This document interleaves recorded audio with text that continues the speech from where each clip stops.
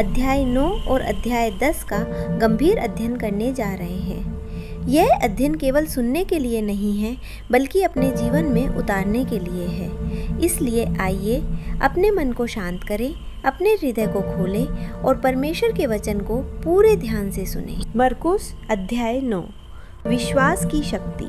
मरकुस अध्याय 9 हमें यह सिखाता है कि बिना विश्वास के हम परमेश्वर की सामर्थ को पूरी तरह अनुभव नहीं कर सकते। इस अध्याय में हम देखते हैं कि एक पिता अपने बीमार पुत्र को यीशु के पास लेकर आता है। वह पिता यीशु से कहता है, यदि आप कुछ कर सकते हैं तो हम पर दया कीजिए।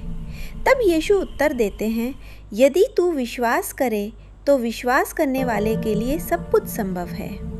यह वचन आज भी हम सभी से बात करता है। कई बार हम प्रार्थना तो करते हैं, लेकिन हमारे मन में संदेह बना रहता है। हम कहते हैं, प्रभु मेरी सहायता कर, पर अंदर से डरते भी हैं। उस पिता ने एक बहुत सुंदर बात कही जो हम सबके दिल की आवाज़ है। उसने कहा, प्रभु मैं विश्वास करता हूँ, मेरे अविश्वास को दूर कर। यह प्रार्थना हम सभी के लिए है, क्योंकि हम भी विश्वास करते हैं, पर कई बार हमारा विश्वास कमज़ोर पड़ जाता है। छोटा प्रार्थना विराम। आइए हम भी कुछ क्षण के लिए कहें, हे प्रभु यीशु, मेरा विश्वास बढ़ा। जहाँ मैं कमज़ोर हूँ वहाँ तो मुझे मजबूत बना।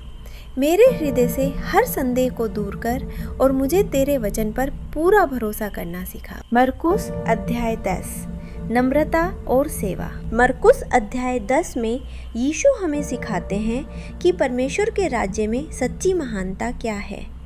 इस संसार में लोग कहते हैं, जो ऊंचे पद पर है, जो शासन करता है, वही बड़ा है। लेकिन यीशु कहते हैं, जो तुम में बड़ा होना चाहे वह सबका सेवक बने। यीशु ने स्वयं नम्रता का उदाहरण दिया। उन्होंने बीमारों को छुआ, दुखियों को सांत्वना दी और बच्चों को अपने पास बुलाया। यीशु ने कभी अपनी शक्ति का घमंड नहीं किया। उन्होंने हमें सिखाया कि सच्ची महानता सेवा करने में है। जब हम दूसरों की सहायता करते हैं, तभी हम वास्तव में यीशु के मार्ग पर चलते हैं। जीवन में लागू करना। अब आइए हम अपने जीवन पर विचार करें। क्या हम केवल कहने वाले विश्वासी हैं या करने वाले भी हैं? क्या हम केवल प्रार्थना करते हैं या विश्वास के साथ आगे भी बढ़ते हैं? परमेश्वर का वचन तभी जीवित होता है जब हम उसे अपने जीवन में अपनाते हैं। आज प्रभु हमसे यही चाहते हैं कि हम विश्वास रखें, नम्र बने और एक दूसरे की सेवा करें। समापन प्रार्थना। हे स्वर्गीय पिता, हम तेरे पवित्र वचन के लिए तुझे धन्यवाद देते हैं।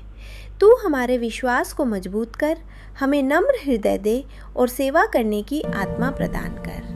हमारे जीवन को अपने वचन के अनुसार बदल। यह प्रार्थना हम यीशु मसीह के नाम से मांगते हैं। आमीन।